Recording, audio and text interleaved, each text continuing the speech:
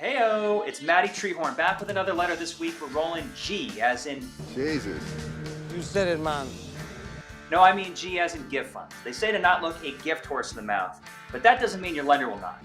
Lenders live in a world of documentation, which is critical mass if you plan on using gift funds on your next home purchase. So let's workshop that idea this week.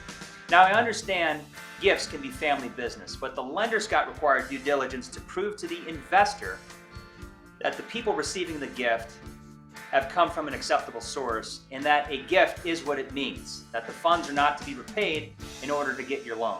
So let's run this by the league office so that your lender doesn't accuse you of being Over the line!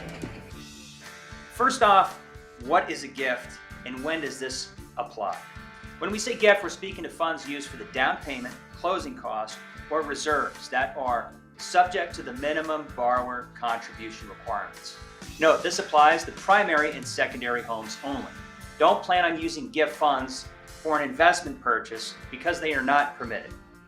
Speaking of minimum borrower contributions, what exactly does that mean, Matt? Well, we have to do two things. First, we got to determine the percentage down or your total out of pocket. Then we need to determine the occupancy and the total number of units in the property. So for example, if you're buying a primary or a secondary home, and as long as the primary is 4 units or less, or a 1-unit second home, and you're making more than 20% down payment, then there is no minimum borrower contribution requirements. Remember, this is for a primary or a secondary home only. See, all the funds then can be gift. The down payment, the closing costs, the reserves, they can all come from a gift. Now, if you plan on making less than 20% down payment, and the property is still a primary residence, 2 to 4 units, or again, a 1-unit second home, then you're going to need 5% of your own funds. Now, once that requirement's met, then all the rest can be gift. So the closing costs, reserves, etc. can all come from gift funds. So, can anybody gift funds? Lenders like to see donors be one of two classifications. Relatives, meaning a spouse, your child, maybe a dependent or somebody, related by blood or linked by marriage. Maybe even a relationship such as adoption or guardianship. As long as this is stated in the letter, you're going to be fine. So, does that mean non-relatives can contribute? Yeah, they can, but keep in mind it refers to maybe domestic partners, fiancés, former relatives like maybe your in-laws or perhaps godparents. Now, if you're cohabitants, meaning that you've lived together for more than a year, you may qualify as a domestic partner relationship. The reason why lenders like family ties to the money, as the further the relationship is, let's say, hey, your brother is one thing, but a friend, well, that poses a higher risk to the lender. It's like Lennon said, you look for the person who will benefit and Got it? So who can't gift? So donors shouldn't be an interested third party like a builder, developer, realtor, or even your lender. Now, sellers that are also relatives with no other affiliation can gift, or even gift equity in the transaction. So how do you document a gift? Well, to start, write a gift letter. The letter should contain a few details that include the amount or max of the gift, also very specific that no repayment is expected, and the contact information of the donor.